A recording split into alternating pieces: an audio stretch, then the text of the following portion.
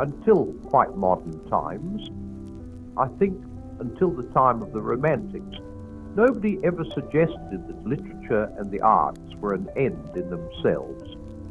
They belonged to the ornamental part of life.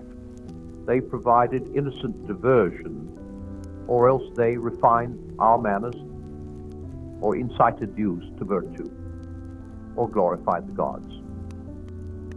The great music had been written for masses. The great picture is painted to film, of a space on the wall, of a noble patron's dining room, or to kindle devotion in a church.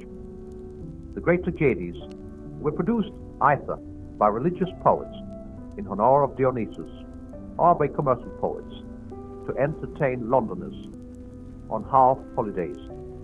It was only in the 19th century that we became aware of the full dignity of art. We began to take it seriously.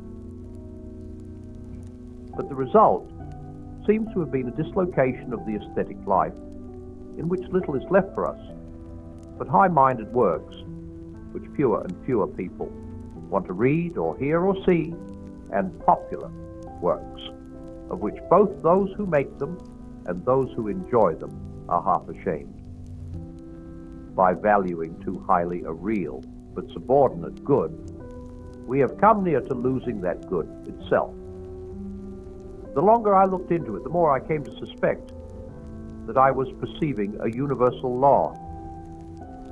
The woman who makes a dog the center of her life loses, in the end, not only her human usefulness and dignity, but even the proper pleasure of dog keeping. The man who makes alcohol his chief good loses not only his job, but his palate and all power of enjoying the earlier and only pleasurable levels of intoxication.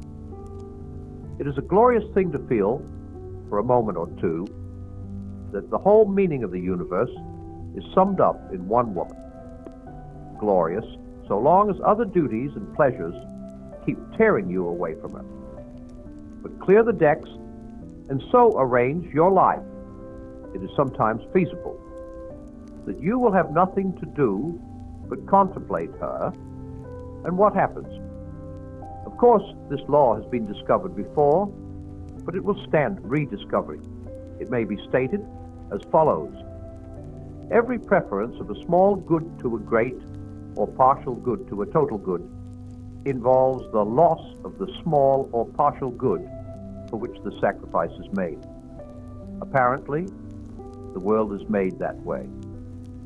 You can't get second things by putting them first.